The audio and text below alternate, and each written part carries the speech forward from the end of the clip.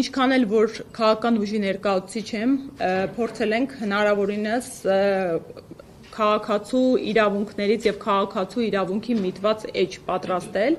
այն կոչվելու է «Քո ձայնը» քաղաքացիական ուղեցույց է։ Օրինակ, սկսենք հենց սկզբից, քվեաթերթիկը։ Մարդիկ անգամ պատկերացում չունեն, թե քվեաթերթիկը ինչ տեսք է ունենալու։ Քանի որ երեք հենց կենտրոնական ընտրական հանձնաժողովում արտահերթ նիստ էր հրավիրված եւ քվեաթերթիկների պաշտոնական տեսքը հաստատվեցին, ես մեր քաղաքական ուժի քվեաթերթիկի օրինակով բերեմ։ Տեսեք, հարգելի հայրենակիցներ, ձեզ տրվելու են ըստ համարների նման քվեաթերթիկներ, որի վրա նշված է համարը, այս դեպքում մեր պարագայում երրորդ համար, նշված է լինում ուժի անունը, Ուժեղ Հայաստան դաշինք, եւ նշված են լինում առաջին, երկրորդ եւ երրորդ թեկնածուների անուն, ազգանուն, հայրանունները։ Շատ այստեղ մի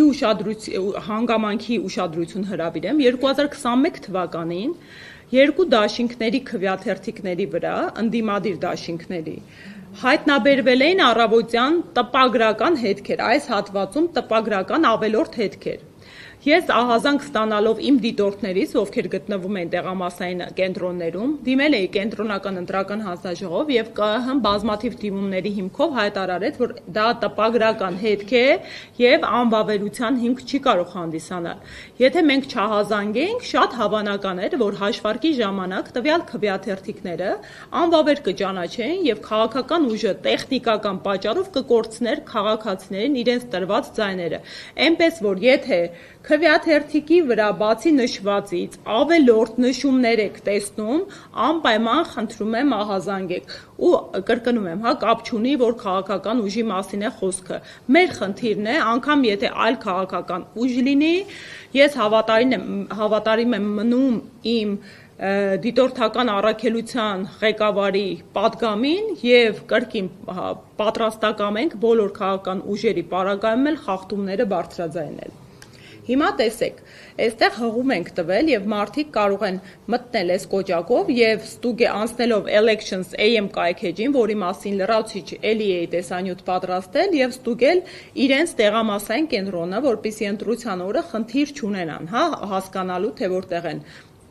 Խնդրում եմ անտարբեր միացեք ձեր տեղամասը ստուգելու կոճակի կողքով, որովհետև էլի ահազանգեր կան, բազմաթիվ քաղաքացիներ մոտենում են, ասում են, որ իրենց տեղամասային կենտրոնները նոր ցուցակներով փոփոխվել են։ Անգամ դեպք ունենք, երբ մի ընտանիքը նույն հասցեում բնակվող երկու ընտանիքի անդամներից մի տեղամասում են, այս պահի դրությամբ գրանցված երկուսին նոր տեղամաս են տեղափոխել, այսինքն ընտանիքի համար արհեստական անհարմարություն է։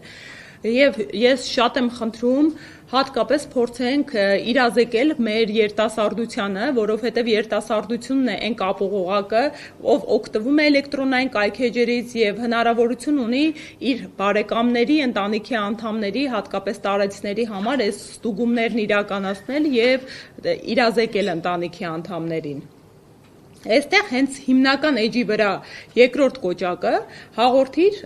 խախտում։ Մարդը դիմում է, սխմում է այստեղ եւ տեսեք, կարող է ինքը ընտրել, անանուն է ուզում հաղորդել, թե ոչ։ Այստեղ էլեկտրոնային եղանակով ենք մենք ստանում խախտման մասին ահազանգը, բայց նաեւ տեսեք, այստեղ ունենք, հիմա վերադառնամ հիմնական էջ, մեր թեժ գիծը 055 522 552 հեռախոսահամարը։ Խնդրում եմ այս հեռախոսահամարը ամրագրել եւ թե ընթացիկ մինչեւ հունիսի 7-ը, թե հունիսի 7-ի ընթացքում, ընտրության օրվա ընթացքում խախտումների վերաբերյալ կատարել ահազանգեր։ Այստեղ ինչպես են քվեարկում, ես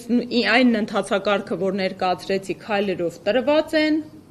ու այստեղ տրված են դեպքեր ինչ անել, էլի դեպքերը տրված են, օրինակ ինձ ստիպում են ընտրել որոշակի կուսակցության օգտին, ահազանգը, քվեաթերթիկս վնասվեց, շատ հարցեր կան, որ քաղաքացին գնում է եւ շատ կարևոր է հանձնաժողովի անդամների վերաբերմունքը քաղաքացուն։ Իրականում ի պատիվ շատ հանձնաժողովականների, ես կրկին ընդգծեմ, որ բազմաթիվ ընտրությունների միջով եմ անցել,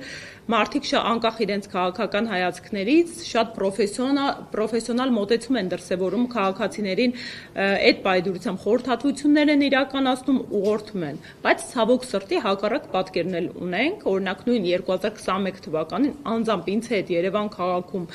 պատահած միջադեպ եմ ասում, հանձնաժողովի անդամը կրկին լինելով իշխանության ներկայացուցիչ այդ օրվա դրությամբ շատ անադեկվատ վարքագիծ էր դրսևորում, ընդ որում իր վարքագիծը քրեական օրենսգրքով արգելված արարքների շրջանակում էր տեղավորվում,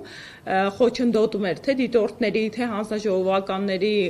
բնականon օրենսդրությամբ թույլատրված գործերը, օրինակ արձանագրումը խախտումների։ Այնուհետև իհարկե բնականon ընթացքը վերականգնվեց պետական մարմինների միջամտությունից հետո, բայց ամեն իրավիճակ հնարավոր է։ Ինչու է ժողովուրդ ջան շատ կարևոր այս ընթացակարգի, այս կայքեջի, այս թեժգծի հրապարակումը, այս փուլում, որովհետև շատ հաճախ մեր հայրենակիցները իրազեկ չեն, իրավատեր չեն, իրավագիտակից չեն, ինչը լրացուցիչ խնդիրների է բերում։ Մարդիկ վախենում են ճնշումներից, մարդիկ չեն հասկանում, մոլորեցնում են այդ պայդրությամբ, չեն կարողանում տեր կանգնել իրենց իրավունքներին։ Մենք փորձում ենք բոլոր մեխանիզմները, գործիքները տալ Հայաստանի Հանրապետության քաղաքացուն, որպեսզի իրեն ընտրության օրվա դրությամբ ու իր քաղաքական կամքի նկատմամբ լրացուցիչ միջամտություն թույլ չտան։ Այստեղ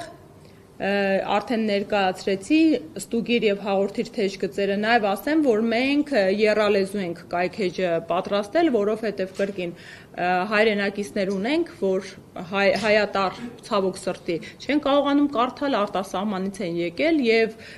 օրինակ նույն անգլերենով բազմաթիվ հարցումներ են անում, ասում են կարող եք անգլերեն տեքստեր ուղարկել, որպեսզի ծանոթանանք, այնպես որ եռալեզու կայքից օգտվելու հնարավորությունը կա։